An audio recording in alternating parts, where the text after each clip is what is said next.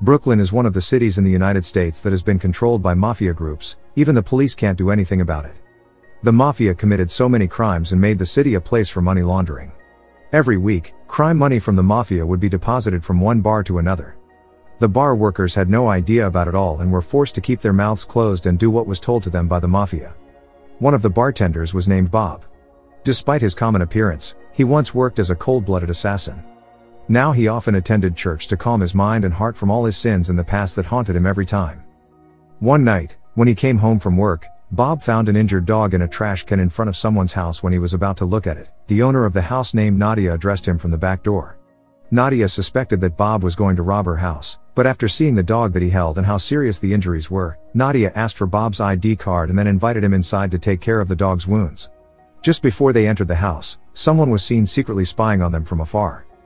Inside, Bob wondered why would someone use the back door instead of the front door. Nadia explained that she lived all by herself and worried that someone would rob her house, so she always locked the front door and never accepted any guests. Looking at the dog's wounds that looked like someone abused it with a rock, Nadia expected this to be its former owner's fault. She said that during the day, she was busy with her job, so it was better for Bob to take care of it. Bob, who never had a dog before, hesitated and asked her to give him 2 days to think about whether he would adopt the dog or give it to an animal shelter. The next night, at the back of the bar, Bob asked what Marv would think if he tried to adopt a dog cub. Hearing that, Marv replied that a once cold-blooded assassin was never a perfect match with a small dog. Both of them then continued their work, but amid working, suddenly 2 masked robbers appeared in front of them. Don't think about it, just feel it. Fucking feel the bag! Fortunately, Bob oversaw one of the robbers' arms and saw a dead watch worn on it. After the 2 robbers left, Bob and Marv found the bar waiter lying badly injured.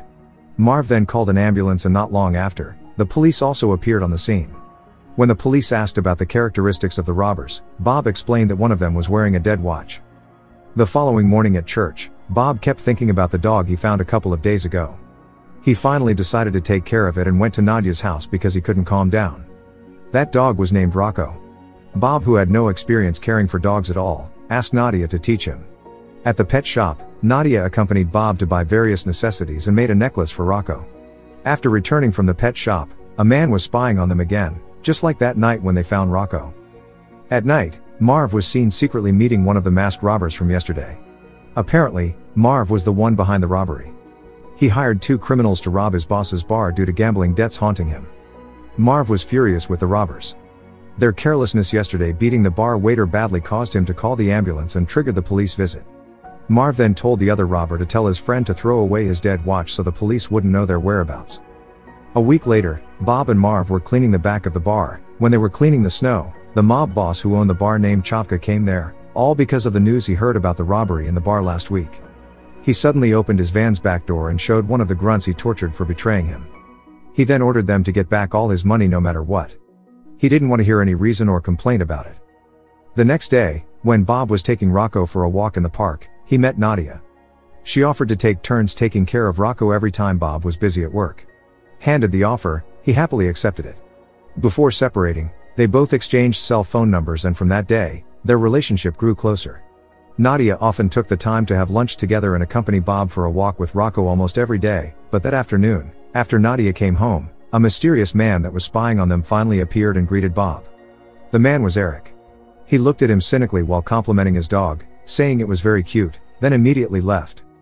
After returning home, suddenly someone knocked on Bob's door. Turned out the person knocking was Eric. Out of the blue, he said that Rocco was his dog. He even had Rocco's adoption certificate.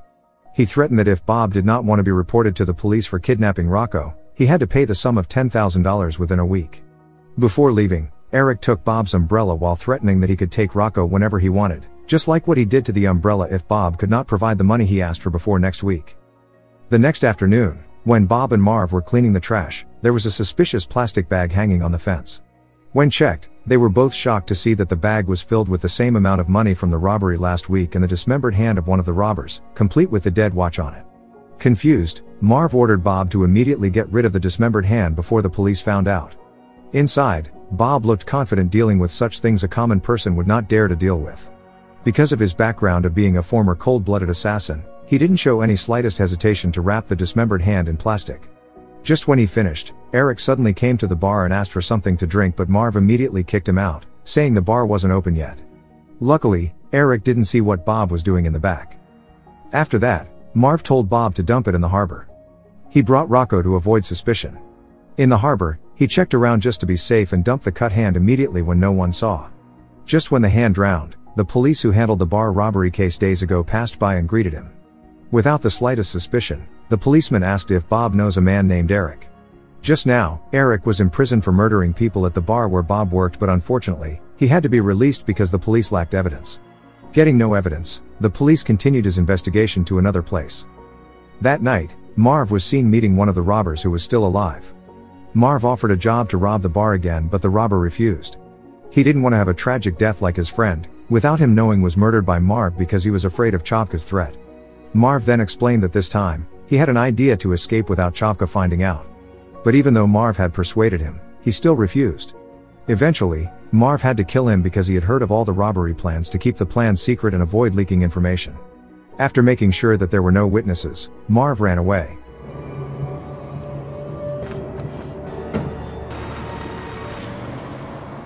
The next day, Bob went to Nadia's house to leave Rocco before leaving for work. There, he told her that a few days ago, there was a man named Eric claiming to be the owner of Rocco. When she heard Eric's name, her expression changed. Bob kept asking the same questions about Eric until she got angry and went away. At the bar, he vented about Nadia. Bob asked Marv and other bar patrons about how to handle a sulking woman. Everyone laughed and said that there were no men that could handle women in a bad mood. Not long after, Chavka came to the bar and asked for his money that was robbed several days ago and told the bartenders that there would be a money laundering transaction in 2 days at the bar. When Bob returned home, Nadia was there waiting for Bob in front of the house. Bob invited her inside, and that was when she explained everything. Eric was the ex-boyfriend that made her traumatized. To avoid a heartbreaking talk, he changed the topic and invited her for a drink to enjoy the night together. They talked about many things until dawn. Bob then took her home. Before leaving, she thanked Bob for the night, even though it was just a casual chat. She thanked him for the heartwarming night. After years of being haunted by guilt, Bob finally was able to smile again, but when he returned home, he saw the umbrella that Eric took yesterday inside Rocco's cage. He was not aware that while taking Nadia, Eric must have secretly entered his house. The next morning, because he felt that Eric's actions had gone too far, Bob went to Eric's home, which he knew from Nadia.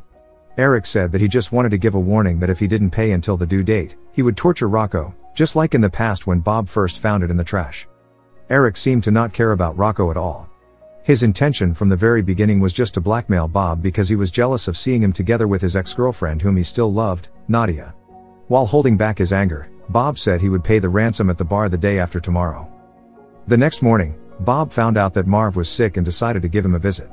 While sitting on a couch, Marv told him that he would need to take another day off the next day so he wouldn't be there to help Bob take care of the money laundering transactions at the bar. Bob was suspicious and asked if Marv still wanted to rob the money from the bar again. Turned out Bob already knew that Marv was the evil brain behind the robbery weeks ago and pretended not to know to keep away Marv from the trouble. This time, he warned Marv to cancel his stupid plan and to never underestimate Chavka. It was lucky for him to get away from trouble before, but nobody knew what would happen to him next. No one can survive Chavka's pursuit. Unfortunately, even though Marv has been warned, he seemed to not care about it at all. During the day, Marv met Eric, who was eating at the restaurant. Knowing that Eric had been in prison before, Marv offered him a job to help him rob his boss's bar tomorrow at 2 p.m. They would definitely be rich if they succeeded. Hearing the tempting offer, Eric agreed with it without any hesitation. Marv warned him to stay focused on carrying out the robbery plan and not to mess around with Bob since he considered him a dangerous person. The next day, Eric sneaked into Nadia's house. Not long after, when Nadia got home, she was surprised to see her ex-boyfriend inside her house. At first, Eric was nice to her. He just wanted to say that he was still in love with her and wanted her back. She kept telling Eric to go away and made him angry. He forced her to come with him to the bar where Bob worked and told him that they were back together so he would leave them alone. Bob was surprised to see Nadia and Eric together but couldn't bother since he had so much to do. He had to serve the patrons as well as took care of the money laundering transaction. Bob tried to hold back his anger seeing Eric, who kept teasing Nadia. Eric then approached Bob and told him that he and Nadia are officially back together. Bob pretended not to care about it. On the other hand, Marv waited across the bar for the money laundering transaction to finish. Hours passed. When the bar was about to close, Eric went out to call Marv. Nadia then explained that she was forced to obey Eric and was threatened with death if she refused. When Eric returned, Bob gave the ransom Eric was asking for the whole week, but instead, Eric told Bob to give all of Chavka's money that was in the safe while threatening him with a gun. Strangely, Bob wasn't afraid at all. He looked so calm and casually started to tell his dark past as a ruthless mafia. His innocent look now was his penance to his sins in the past. Every week, he diligently attended the church to repent and to be a better man. Bob felt sorry for Eric. Instead of taking all the ransom money, he tried to wake up the sleeping beast inside of Bob. He was shot to death.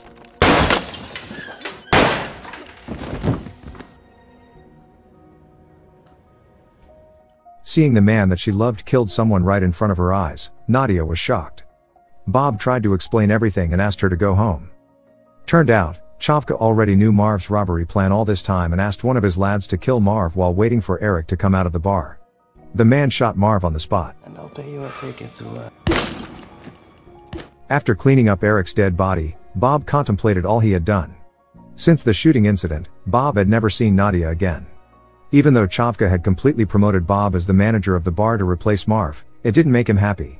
Every time he washed his hands, he felt the guilt crawling inside him, hurting his heart even more. One day, he couldn't hold his feeling any longer. He visited Nadia because he missed her so much. He asked her to have a walk with him and Rocco. He told her to choose to go inside and prepare herself to walk with him or stay inside, and never came back. She went inside her house without saying a word. Seeing the woman he loved walk away, Bob felt heartbroken. He was afraid that Nadia wouldn't come back, and that means he had to leave her forever. Bob waited there, standing still, until finally the sound of Nadia's shoes is heard.